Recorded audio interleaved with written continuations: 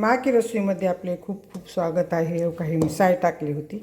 ह्या साईला काय मिक्सरमधून काढायची गरज नाही. साईला अशी रवी घेतली आणि 2-3दा फिरवलं की हो का साईचं तूप तयार होते, लोणी तयार होती. आता आपण ह्याला धुवून घेऊ बरं का. ह्याला असं हलवत जायचं सारखं. असं हलवलं का की तूप ह्याची लोणी तयार होते. हो का आवड ना.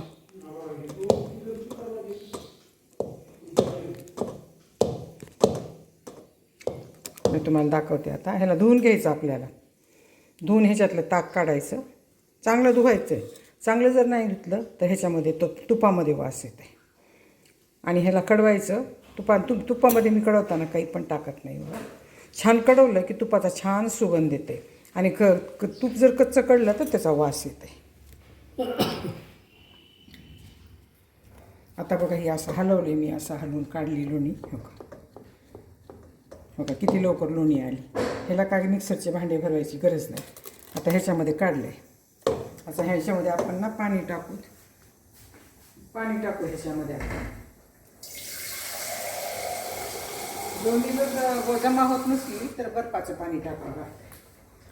लोणी जमा झाली तर बर्फाचं पाणी टाकायचं नाही. डेऱ्याचं सुद्धा पाणी लागत नाही. हो का आता असं हलवून लोणी जमा करायची. एका जागी गोळा होती. आता ह्याला चांगलं 2-3 पाण्याने धुवायचं. हे पुसून घ्यायचं. ह्याला लोणी लागलेली. हो का असं पुसून घ्यायचं. आणि ह्याच्यामध्ये आपण ताक काढायचं. त्या ताकाची कढी खूप छान होती बरं. जी साई टाकलेली असते ना सगळी साय गोळा करून त्या ताकाची कढी खूप छान होती. आता हे सगळं काढून घ्यायचं. जास्त नाही निघालं तरी आपण हे गरम तूप करायलो का त्याच्यामध्ये सोडून टाकायचं.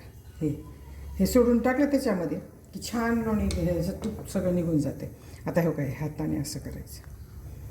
उन्हाळ्यात खूप लवकर करायचं बरं का. मी सकाळीच करून ठेवले. आता हो का असं ताक काढायचं ह्याच्यामध्ये.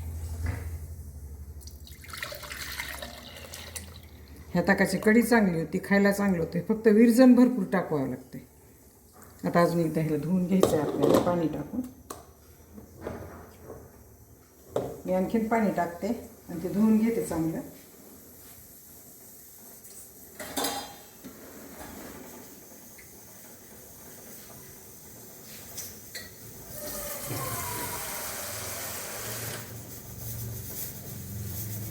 ह्याच्यातून ताक पूर्ण निघेपर्यंत आपल्याला 2-3 पाण्याने धुवावं लागते. असं हाताने हे करून धुवावं लागतं. हो काय पाण्याने निघतं ह्याच्यामध्ये ताक निघते. हाताने विकरून लोणी धुवायचं. ह्याच्यामध्ये ताक निघते. ते ताक पूर्ण निघालं तरच लोण्याचा वास तुपाचा वास येत नाही. हो असं धुवून एका बाजूला करायचं.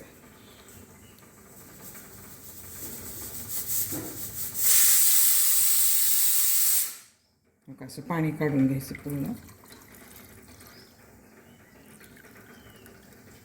पाणी पूर्ण निघालं आता ह्याचं. आता ह्याला ना गरम ठेवायचं.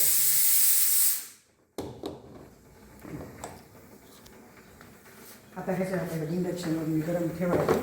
गरम ठेवल्यानंतर त्याला सारखं हलवावं लागतं.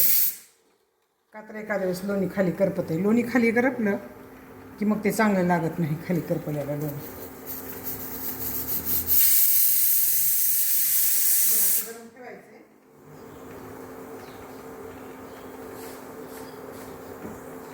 आपली रवी होती ना चिकट त्याच्यानेच असं हलवायचं.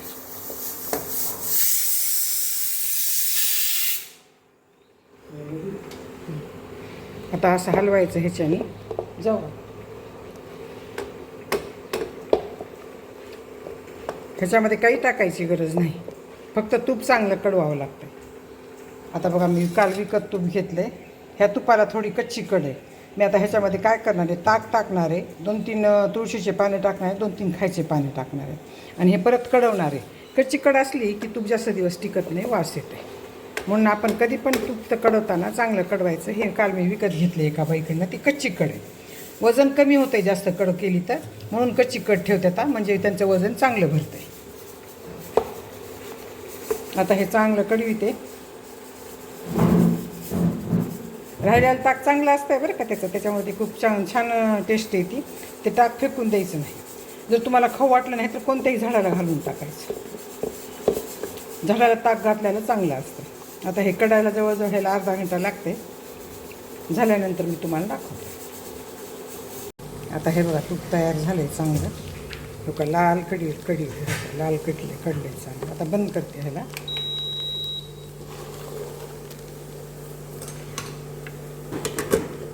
आणि हे तूप असं चाळून घ्यायचं बरं का चाळणीने. तूप चाळल्याशिवाय हे होत नाही. ते मधला चोथा निघत नाही त्याचा. हो का असं चाळायचं.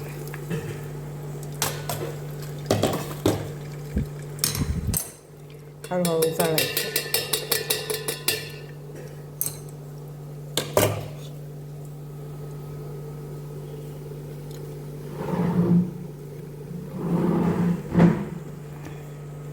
गरम असते ना तूप, त्याला ठेस असते. दूधवाले मामा दूध टिकण्यासाठी त्याच्यामध्ये सोडा टाकून आणत असते, म्हणून असं तुपाला फेस येते परत.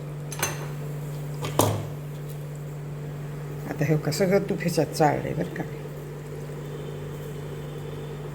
आता हे चाळलेलं तूप आहे ना, हे चोथा राहिलेला ह्याच्यामधून परत तूप काढायचं. आता आपण काय करायचं, ह्याला टाकायचं. असं टाकायचं आणि ह्याच्यामध्ये गार पाणी टाकून उकळून घ्यायचं. गार पाणी टाकून उकळून घ्यायचं आणि त्याला परत मग ते पाणी चाळून फ्रीजमध्ये ठेवायचं. वरी चांगलं ह्या चमच्याने 2 ते 3 चमचे तूप निघते.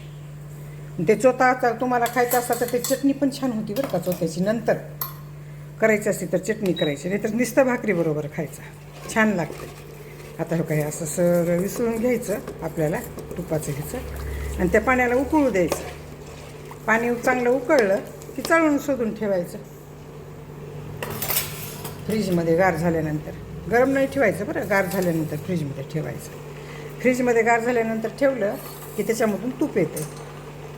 ते राहिलेलं पाणी जे तुपाचं असते त्याच्यामध्ये पोळीचं पीठ तिंबायचं. पोळ्या खूप मऊ मऊ होत्यात परत. आता ह्याला चांगलं उकळू द्यायचं. चांगलं उकळलं की ते चोथ्यामधलं तूप सुटते.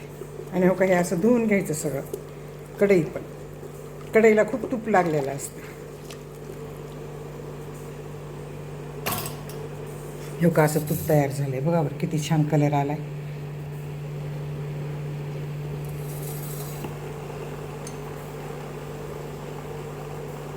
आता हे चांगलं उकळलं की शोधून ठेवायचं ह्याला सुद्धा.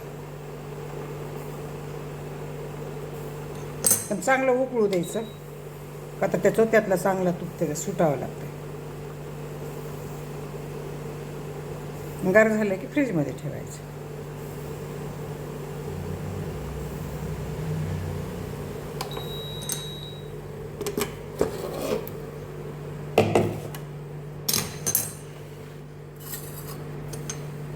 ह्याला असं चाळून घ्यायचं परत.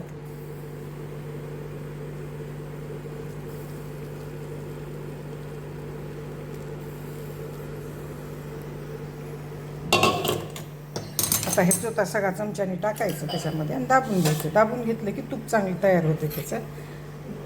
हे चोथा तुम्ही टाकून द्या, नाहीतर झाडाला टाका, त्याचं काय नाही.